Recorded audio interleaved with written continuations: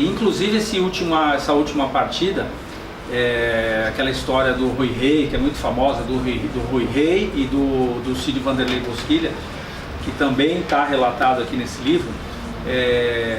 Eu não sei quem teve a ideia lá no Corinthians de colocar um repórter em campo, um falso repórter, e chegar no Rui Rei e falar: Rui Rei, o Dulcídio disse que vai pegar no seu pé durante o jogo. O Rui Rei falou: ele que faz o trabalho dele, eu faço o meu.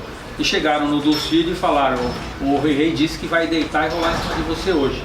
Então colocou os dois num conflito, que logo no primeiro lance, que se eu não me engano é do lado direito do ataque da Ponte Preta, o Rui Rei sofre uma falta.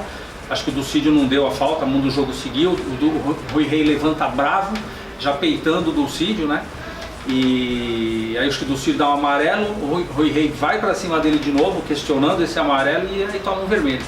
E o Corinthians ficou com um a mais. Mas são coisas do futebol, como até hoje existe toda essa parte psicológica, né, de você aproveitar a favor ou contra alguma coisa do adversário. Isso aí também existia em 77, e são vários os casos famosos que a gente tinha naquela época, né?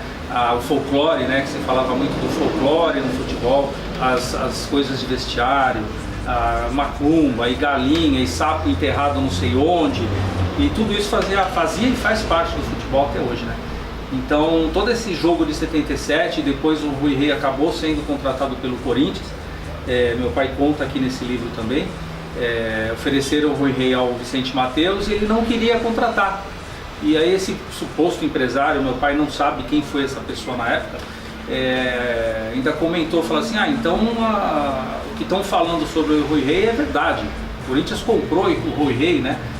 E aí o Mateus acabou contratando o Rui Rei, pelo que eu ouvi falar, pelo que está no livro, porque o Rui Rei acabou ficando encostado lá na Ponte Preta, que a torcida da Ponte também achou que o Rui Rei teria se vendido, né, para o Corinthians, e não aconteceu nada disso. Então o Mateus acabou trazendo o Rui Rei para o Corinthians como uma forma de ajuda e pessoal e profissional, por causa desse jogo de 77. E até hoje a gente mantém amizade com o Basílio, com o Vladimir, com toda aquela rapaziada da época. Meu pai está num grupo aí de zap dos jogadores de 77. Hoje sou eu quem falo com esses jogadores, né, pelo celular do meu pai. E é uma pena meu pai não estar aqui para contar essas histórias aí para vocês, viu? Porque olha, se essa edição aqui der 2, 3 minutos de edição, com meu pai falando, tinha que dedicar aí pelo menos 1 hora do meu pai falando sobre 77 para vocês. E desses anos todos que eu falei, que eu acompanhei sempre o meu pai em todos os clubes, né? No Corinthians foi especial porque eu era criança, depois adolescente, depois adulto, então eu também vivi 12 anos do meu pai dentro do Corinthians em diferentes épocas, né? Quando eu era criança, quando eu era adolescente, adulto, então eu cresci em torno do Corinthians. E a gente em casa, eu, minha mãe, meus irmãos, o Eduardo, a Márcia, minha mãe, a Cleide, a gente fala que a gente é Teixeira Futebol Clube, que independente do clube que meu pai trabalhava, a gente torcia por ele, pelo clube que ele trabalhou. E uma curiosidade, que quando a gente falou de 77, eu fui em vários jogos com esse meu amigo que a gente ia lá bater pênalti no Jairo, o Zé Eduardo. Eu estava num jogo no Morumbi, que acho que era Corinthians e Palmeiras, e naquela época dividia o estádio, né? Metade de uma torcida, metade da outra. E em 78, quando meu pai começou a reformular o time, demorou para deslanchar, porque se formar um time novo, né? A torcida já começou a chamar de burro, não sei o que, tal. Então metade do estádio, aqui ao lado do Corinthians, gritava fora Teixeira, fora Teixeira. E o lado do Palmeiras gritava, no intervalo do fora Teixeira, gritava fica Teixeira, fora Teixeira, fica Teixeira. Então eu vivi coisas assim na arquibancada, no vestiário, nos ônibus, nos clubes, do lado da balança ali, vendo o jogador se pesar, que aprendi muito, né, com meu pai.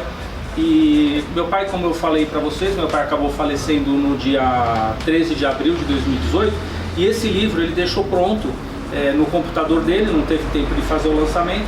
Então para mim, para nossa família, foi uma grande honra poder terminar esse livro com inclusive essa foto aqui. por coincidência ou não, esse perfil aqui é o meu pai, numa foto que vocês estão vendo agora aí na edição, é uma foto que meu pai está do lado do Vaguinho, num jogo lá no Morumbi. A gente pegou esse perfil do meu pai, então o Corinthians também, de certa forma, direta ou indiretamente, o Corinthians está nesse último livro dele, com o perfil do meu pai aqui. Então, para a gente foi uma honra terminar essa obra aqui que meu pai deixou, esse terceiro livro dele. E meu pai é exemplo, né, para nós, para a família, para os amigos, para os filhos. É uma pessoa assim que num dos textos que eu escrevi depois da morte dele, eu dei o título de Um Anjo Disfarçado de Professor.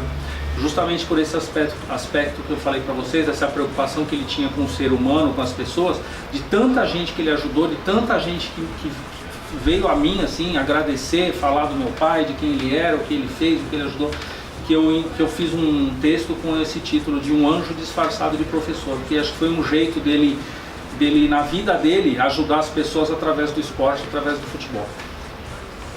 Figuras entre os primeiros do nosso esporte pretão.